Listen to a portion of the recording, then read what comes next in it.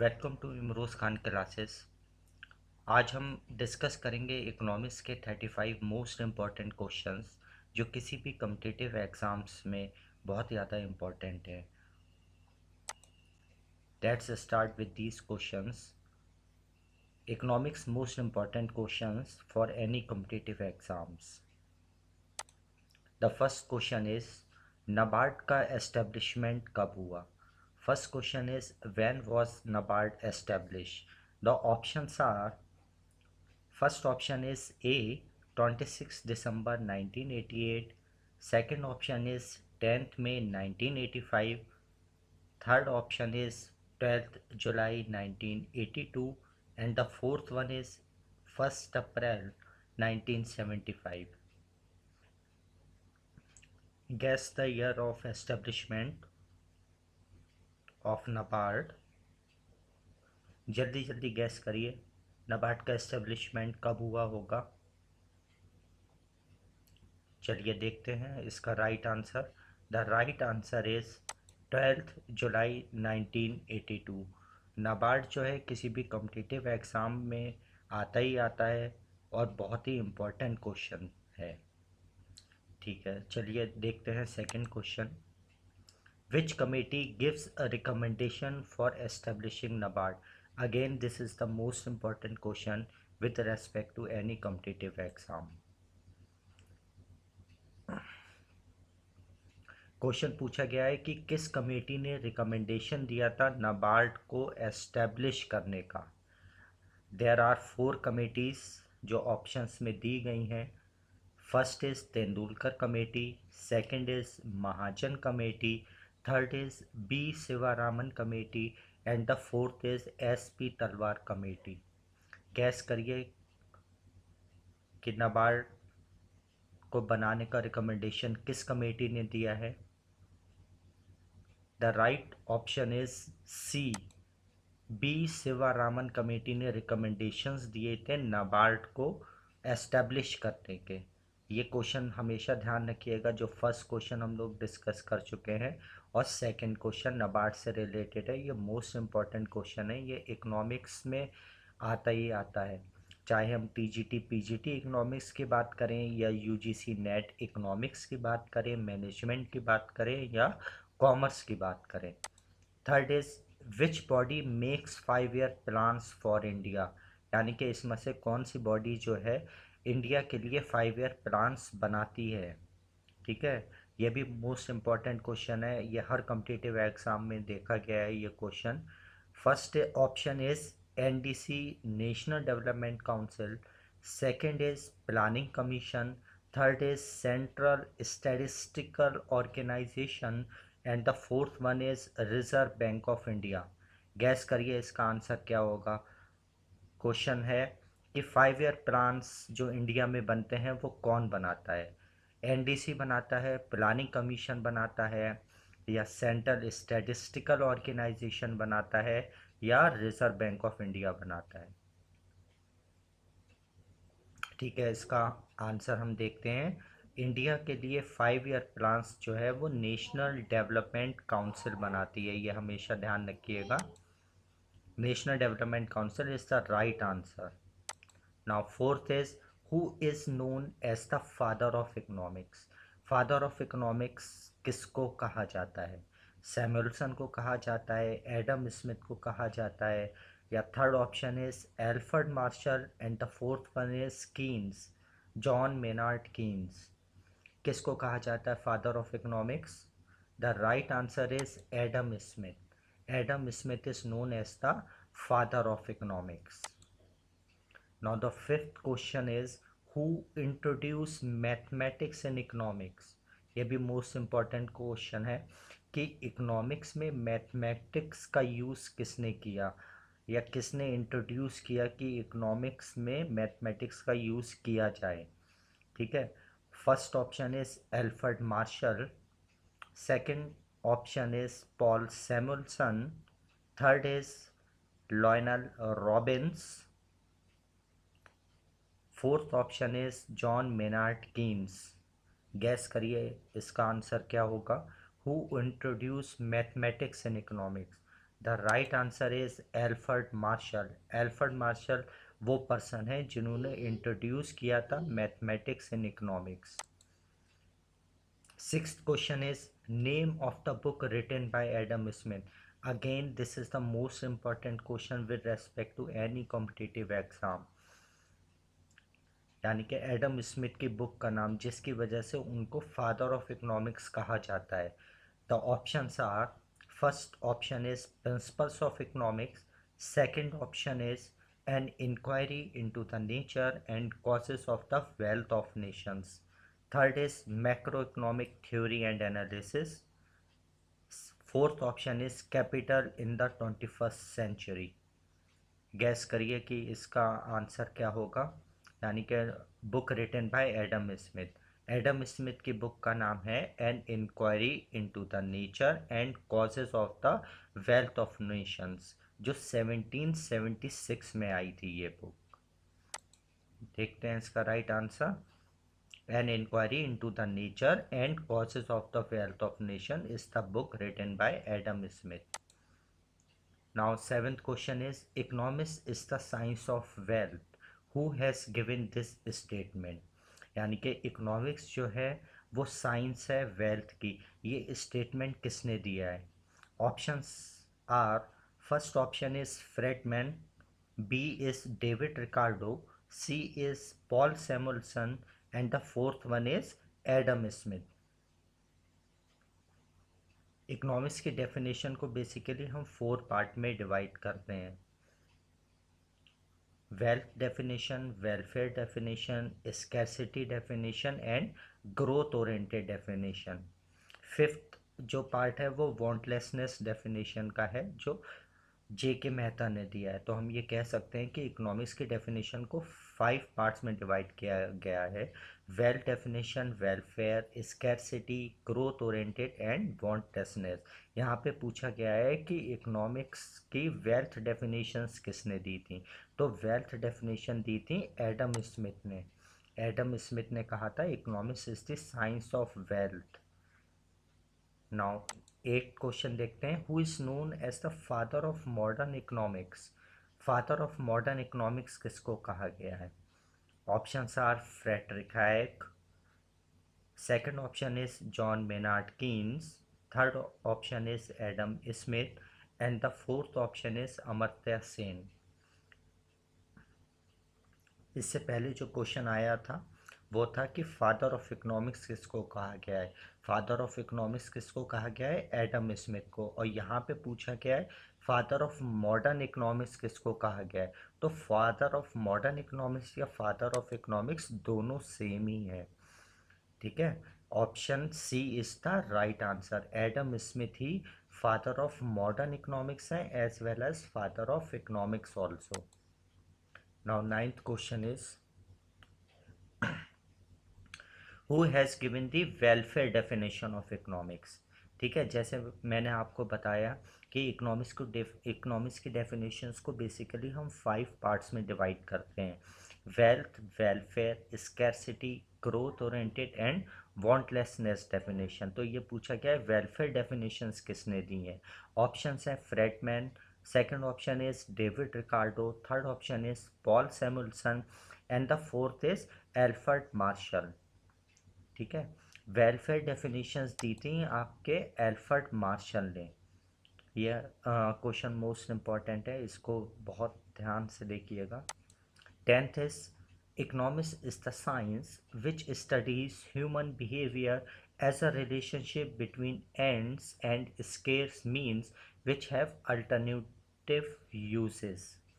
ठीक है, this definition was given by, ये स्कैरसिटी डेफिनेशन पूछी गई है। स्कैरसिटी डेफिनेशन के बारे में पूछा गया है, ये किसने दी है? ऑप्शंस हैं Alfred Marshall, second is Samuelson, third is Lionel Robbins and the fourth one is Keynes. Guess करिए इसका आंसर क्या होगा कि इकोनॉमिक्स की स्कैरसिटी डेफिनेशंस किसने दी हैं? इकोनॉमिक्स की स्कैरसिटी डेफिनेशंस दी हैं लॉयनल रॉबिन्स ने।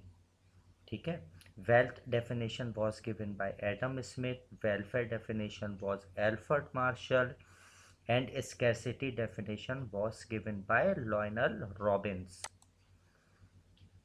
अब वही क्वेश्चन दूसरे तरीके से पूछ लिया गया है। Scarcity definition was given by, तो आंसर इज सेम होगा हमारा Lionel Robbins. Scarcity definition was given by Lionel Robbins. वहाँ पे डेफिनेशन पूछ ली गई थी। ऐसे ही वेल्थ डेफिनेशंस में होगा, कोई भी वेल्थ डेफिनेशन पूछ लेंगे तब पूछ लेंगे ये कौन सी डेफिनेशन और किसने दी है, या ये पूछ लिया जाएगा वेल्थ डेफिनेशंस किसने दी हैं। Now 12th question is in which year plan in which 5 year plan NABARD was established। ये भी मोस्ट इम्पॉर्टेंट क्वेश्चन है नाबार्ड से रिलेटेड। ये थर्ड इम्पॉर्टेंट क्वेश्चन है, पिछले दो क्वेश्चन हम डिस्कस कर चुके हैं नाबार्ड से रिलेटेड। ये मोस्ट इम्पॉर्टेंट क्वेश्चन है आपका कि नाबार्ड का एस्टेब्लिशमेंट जो है वो कौन से 5 ईयर प्लान में हुआ।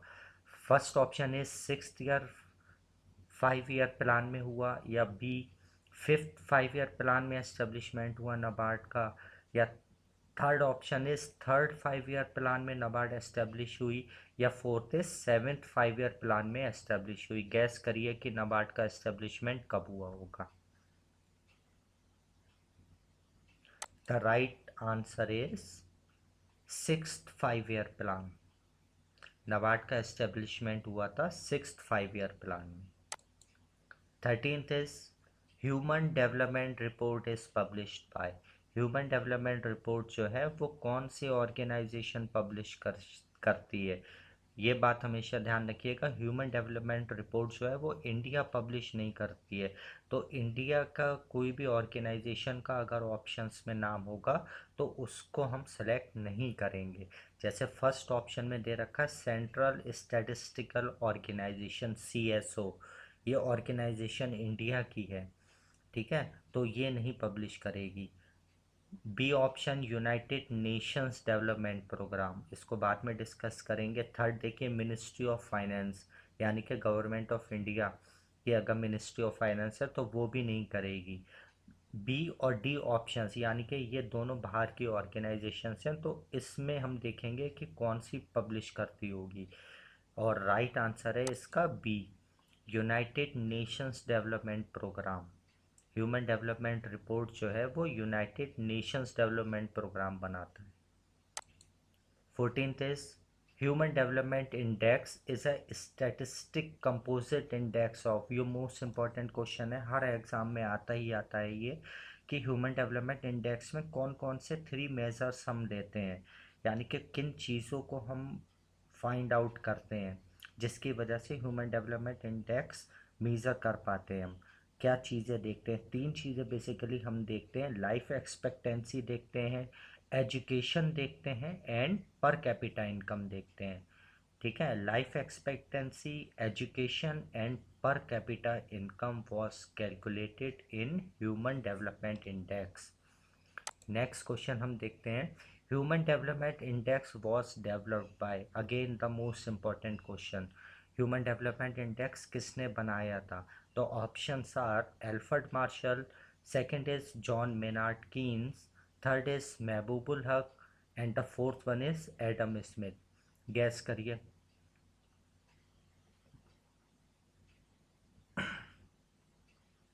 ह्यूमन डेवलपमेंट इंडेक्स किसने बनाया है। Options Alfred Marshall, John Maynard Keynes, Mahbubul Haq and Adam Smith. The right answer is Mahbubul Haq. Mahbubul हक ने ह्यूमन डेवलपमेंट इंडेक्स बनाया है, डेवलप किया है। 16th question is highest rank in HDI। ये लेटेस्ट डेटा से लिया गया है, यानी कि इस समय किस कंट्री की ह्यूमन डेवलपमेंट इंडेक्स में हाईएस्ट रैंक है। Options are Switzerland, second option is Australia, third is Canada, and the fourth one is Finland. Guess करिए किसकी हाईएस्ट रैंक होगी HDI में। स्विट्ज़रलैंड, ठीक है, highest rank in HDI is of Switzerland. Next question is in where to be born index, ये नया index आया है, ये मोस्ट इंपॉर्टेंट है, इसको पढ़िएगा अच्छे से। Which country in top list, where to be born index में which country in top list, यानी कि लोग कहाँ जन्म लेना चाहते हैं, किस कंट्री में सब उस कंट्री की लिस्ट में सबसे टॉप पर कौन सा कंट्री है? ऑप्शंस हैं Switzerland, Australia, Canada and Finland. The right answer is again Switzerland. HDI में भी हाईएस्ट पर है, टॉप पर है, और where to be born index में टॉप पर है। Next question is in where to be born index which country is in last? ठीक है, where to be born index में कौन सा कंट्री सबसे लास्ट में आता है? Options are Egypt, second option is Nigeria, third is Somalia and the fourth one is Pakistan. Guess करिए कौन सा कंट्री लास्ट में होगा where to be born index में। The options are and the right answer is Nigeria. Nigeria is in last in where to be born index. 19th question is dash has been ranked the happiest country in the world 6 times in a row। यानी कि वो कौन सा country है जो happiest country in the world में 6 times में top पर रहा है, लगातार 6ठी बार। ऑप्शंस हैं Qatar, Abu Dhabi, Australia and the fourth is Finland. बताइए कौन सा कंट्री हाईएस्ट रैंक पर है happiest country in the world में, जो लगातार 6 बार से सबसे टॉप पर है। The right answer is Finland. 20वां क्वेश्चन है आपका the characteristics of a mixed economy include. यानी कि ये क्वेश्चन बहुत तरीके से पूछ लिया जाता है कि इंडिया की कौन सी इकोनॉमी है, कैपिटलिस्ट है, सोशलिस्ट है या मिक्स के करेक्टरिस्टिक पूछ लिए जाते हैं। तो इसमें करेक्टरिस्टिक्स बताए गए हैं कि मिक्स इकोनॉमी के क्या करेक्टरिस्टिक्स होते हैं। इट्स सेफगार्ड प्राइवेट प्रॉपर्टी, यानी कि प्राइवेट सेक्टर भी यहाँ पे इन्वॉल्व होता है। It permits prices to be determined by the free market and the principle of supply and demand पे बेस्ड होता है, फ्री मार्केट पे बेस्ड होता है। यानी कि जहाँ पे सप्लाई और डिमांड कट करते हैं वहीं पे प्राइस एंड क्वांटिटी डिटरमाइन हो जाती है। It is motivated by the self interest of people. ठीक है, यहाँ पे सेल्फ इंटरेस्ट होता है पीपल का, वो कोई भी बिजनेस कर सकते हैं। और जहाँ पर लगता है कि गवर्नमेंट को प्रोटेक्ट करना चाहिए बोथ पीपल और मार्केट को, तो वहाँ पे गवर्नमेंट भी इनिशिएटिव लेती है। ये करेक्टरिस्टिक्स है मिक्स्ड इकोनॉमी की। Next question is when was central statistical organisation established. यानी कि सेंट्रल स्टैटिस्टिकल ऑर्गेनाइजेशन कब एस्टेब्लिश हुई? Options are 2 May 1951, B option is 12 July 1981, third option is 17 March 2001, fourth option is 30 June 1955। Guess करिए कि central statistical organisation कब एस्टेब्लिश हुई थी। The right answer is 2 May 1951 को CSO बनी, central statistical organisation. Next question देखते हैं which organisation calculates national income in India. ये भी बहुत इंपॉर्टेंट क्वेश्चन है कि कौन सी ऑर्गेनाइजेशन नेशनल इनकम को कैलकुलेट करती है इंडिया के। Options are planning commission, second is RBI, third is NITI Aayog या fourth is CSO central statistical organisation. Guess करिए कि नेशनल इनकम कौन कैलकुलेट करता है। First is planning commission, second is RBI, third is NITI Aayog, fourth is CSO।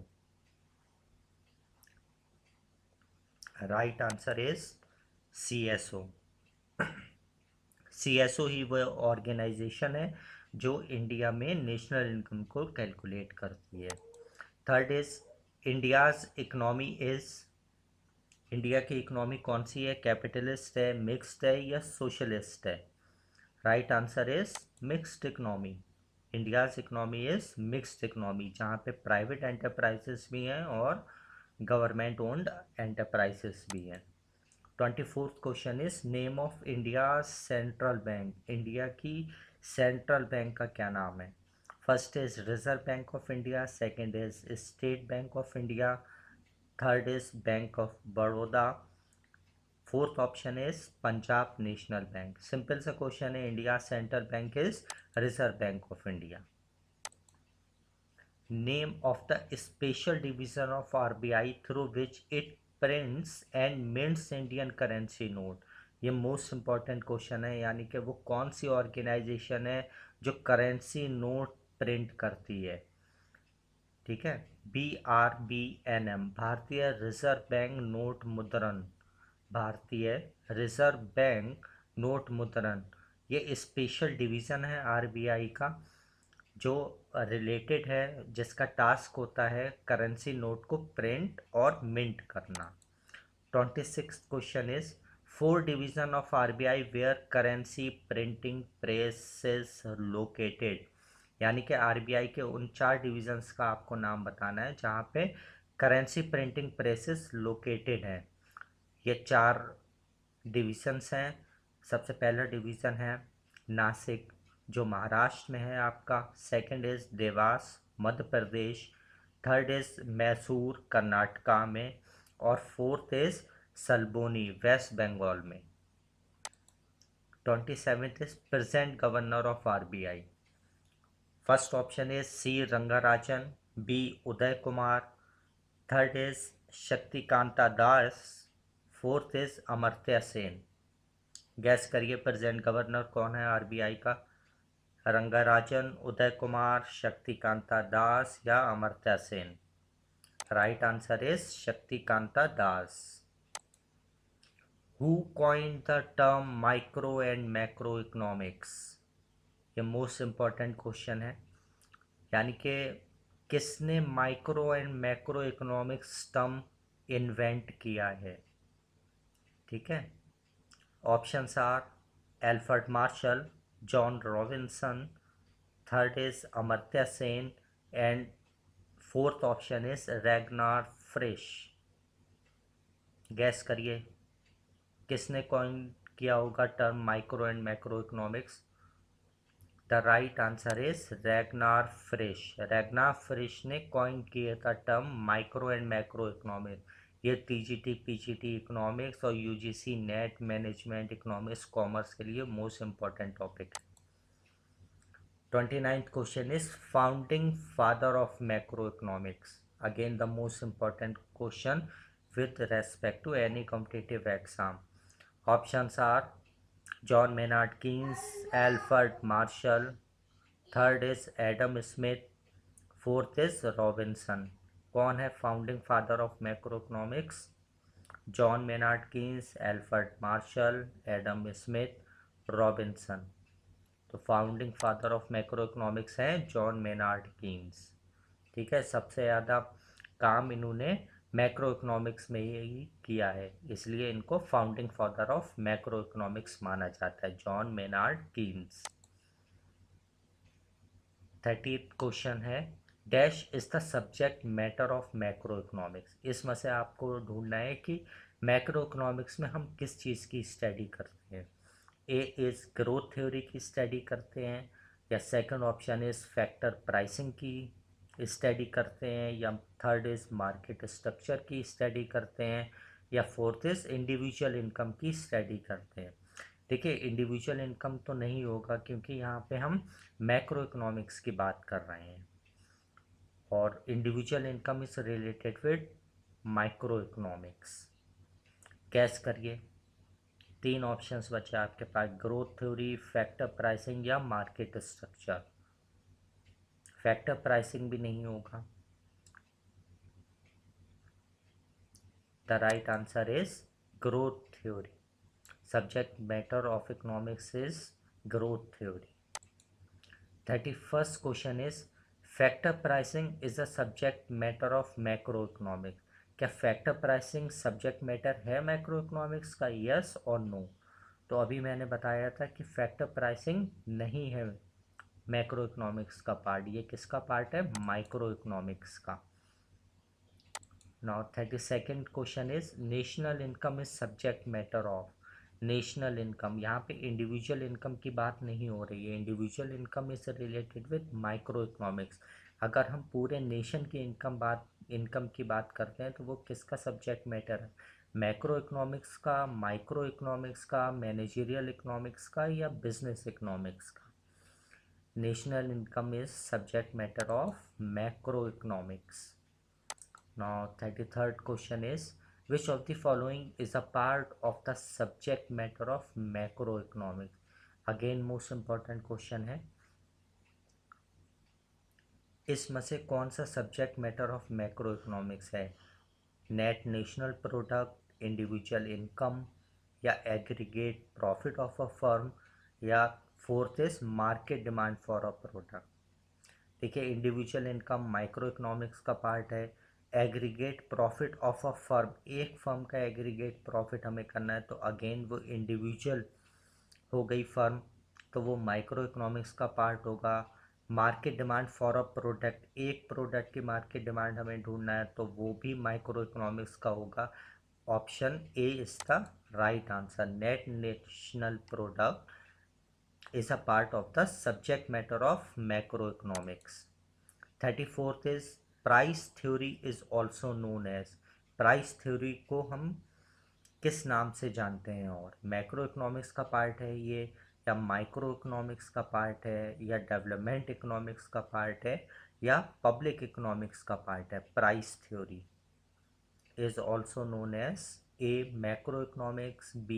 Microeconomics, C. Development economics, fourth is Public economics. Guess करिए। The right answer is Microeconomics। Price theory यानी कि determination of prices of products, तो वो individual firm की problem हो गई, वो हम किस में स्टडी करेंगे? माइक्रो इकोनॉमिक्स में स्टडी करेंगे। 35th is when too much money is chasing too few goods। यानी कि अगर लोगों के पास बहुत पैसा है मगर ख़रीदने के लिए चीज़ें बहुत कम है, तो ये किसकी इम्पोर्टेंट करेक्टरिस्टिक है? ए इज़ डिफ्लेशन की, बी इज़ स्टैगफ्लेशन की, या सी इज़ इन्फ्लेशन की, या डी इज़ रिसेशन की? The right answer is inflation. ये इन्फ्लेशन की मोस्ट इम्पॉर्टेंट करेक्टरिस्टिक है।